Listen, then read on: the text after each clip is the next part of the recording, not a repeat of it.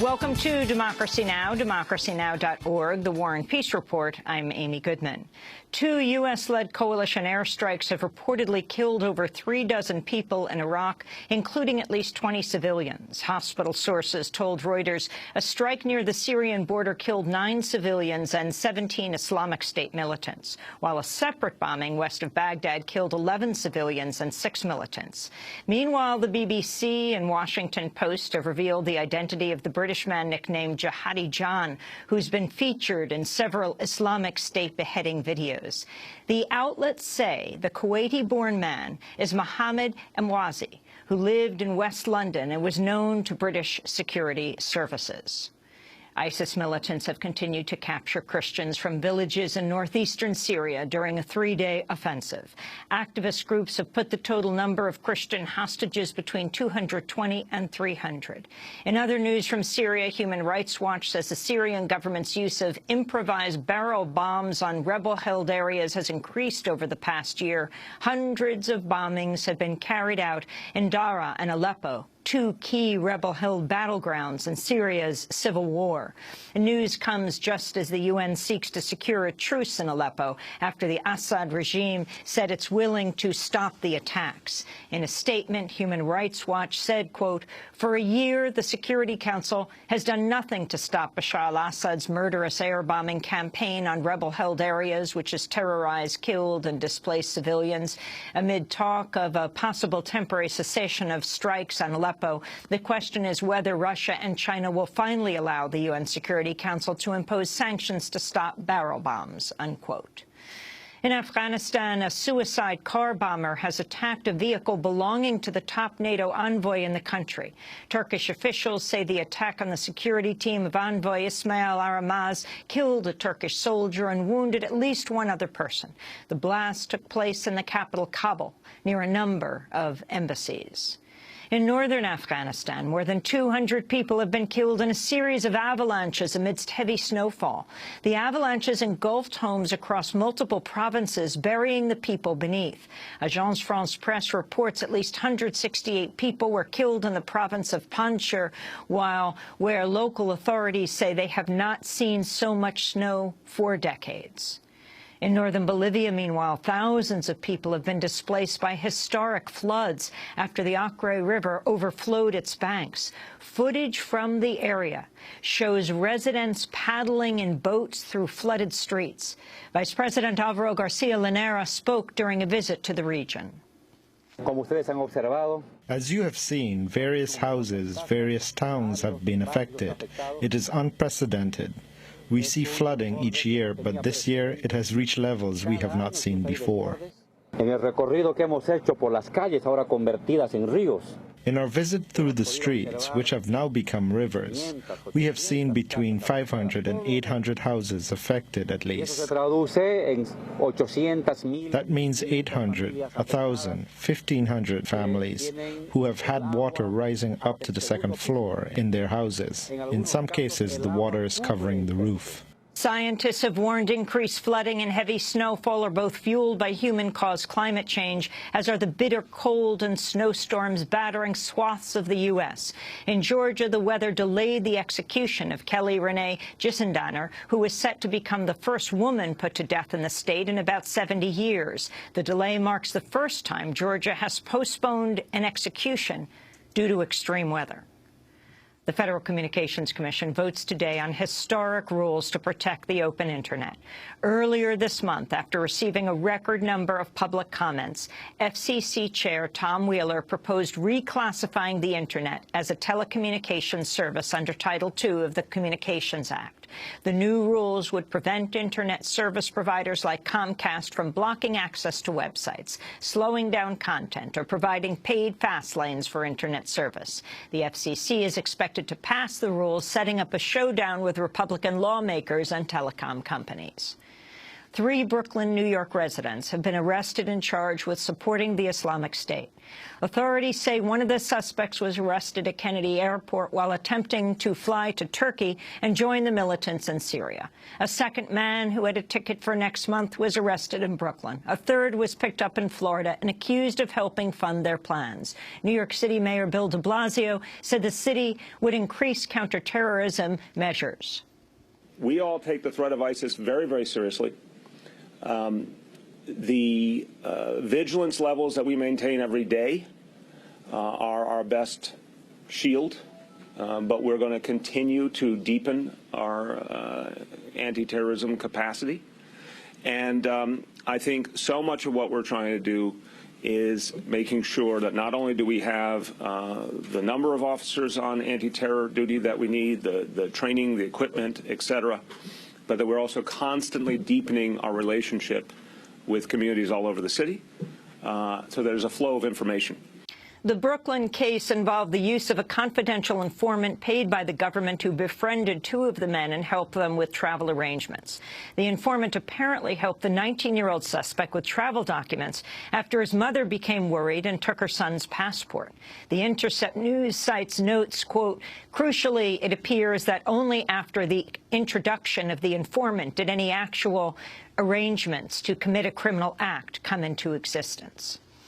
The Supreme Court has heard arguments in a landmark religious discrimination case involving a Muslim woman rejected from a job for wearing a headscarf. Samantha Eloff was denied a job at a Tulsa, Oklahoma Abercrombie & Fitch store, even though she was rated highly by her interviewer because a manager objected to her hijab. The retailer's rules on employee attire include a ban on caps. The Supreme Court justices appear poised to reverse a lower court ruling rejecting Eloff's case because she had not explicitly disclosed her religion or asked for an exemption. Christine Nazar, a spokesperson for the Equal Employment Opportunity Commission, which brought the case, read a statement from Eloff outside the court. No one had ever told me that I could not wear a headscarf and sell clothing. Then I learned I was not hired by Abercrombie because I wear a headscarf, which is a symbol of modesty in my Muslim faith. This was shocking to me. I am grateful to the EEOC for looking into my complaint and taking my religious discrimination case to the courts. I am not only standing up for myself, but for all people who wish to adhere to their faith while at work.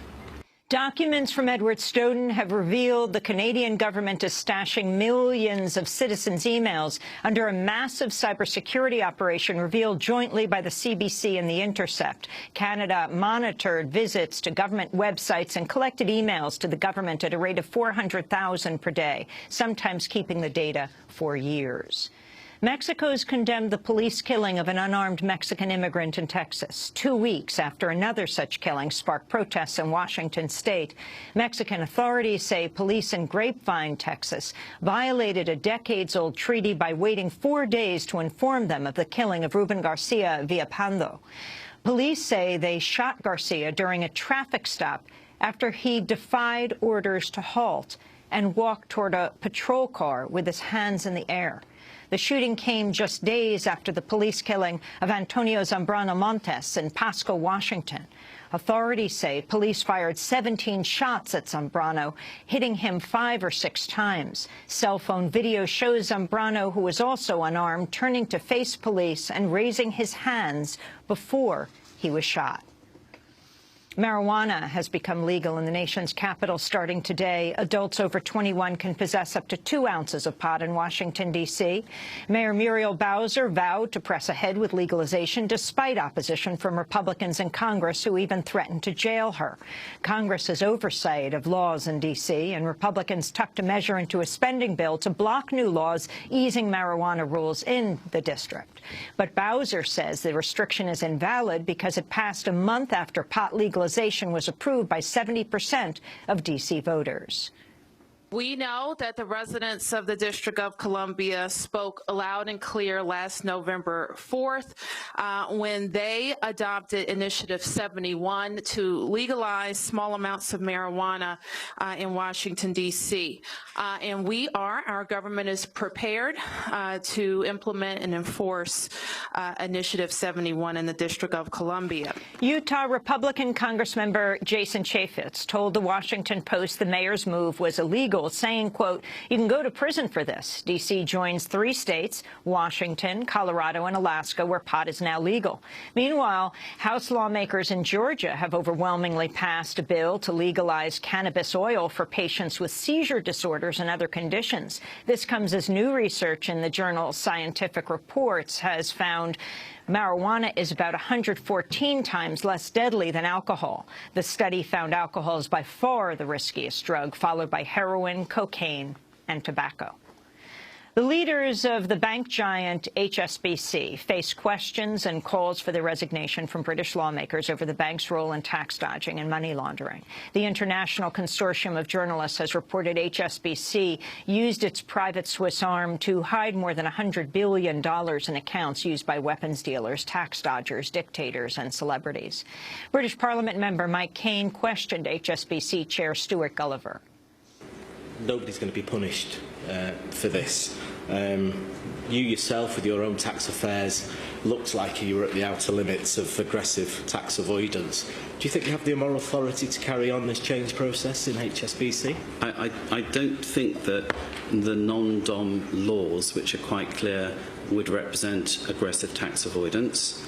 And I believe the changes that I have made to the firm clearly demonstrate the sincerity of my desire to actually improve HSBC. Oh, okay. Civil rights groups have condemned the decision by a federal appeals court panel to dismiss a class-action lawsuit over New York City's 2011 mass arrest of Occupy Wall Street protesters on the Brooklyn Bridge in August. The same panel allowed the lawsuit challenging the arrest of more than 700 peaceful protesters to move forward. But this week, the panel reversed itself, dismissing the case. In a statement, the Partnership for Civil Justice Fund, which filed the suit, said, quote, "The court has abruptly doubled back on itself to tell the people of New York that if they participate in a police-led and escorted march, peaceful and compliant with all directives from the police, they can be subject to a shocking corralling and mass arrest by the NYPD without any notice that such permission has been revoked or opportunity to disperse," unquote. And Dari Maynard, a journalist and longtime advocate for media diversity and accurate news coverage of people of color, has died of complications from lung cancer at the age of 56. Maynard was president of the Robert C. Maynard Institute for Journalism Education, co-founded by and named for her father, who became the first African-American to own a major daily newspaper when he bought the Oakland Tribune in 1983. In a recent interview posted by the Institute for Black Male Achievement, Maynard answered the question, why do you do what you do? So for years when people would ask me this question, I would tell them because I don't want my younger brothers to get shot. And I think people thought I was being a little overly dramatic. And then Trayvon Martin got shot. And then Jordan Davis got shot. And I think people began to understand what I was saying, which is that that's happening against the backdrop of a steady barrage of inaccurate and distorted coverage of black men that pigeonholes them in coverage, makes them look like predators or riddled with pathology, makes them the face of the problem. And until we change that, no matter what we do to prepare black men to be successful in this society, we're sending them out into a hostile environment. Dari Maynard died at home in West Oakland, California on Tuesday. She was 56 years old. And those are some of the headlines. This is Democracy Now!, democracynow.org, The War and Peace Report. I'm Amy Goodman. And I'm Narmeen Sheikh. Welcome to our listeners and viewers around the country and around the world.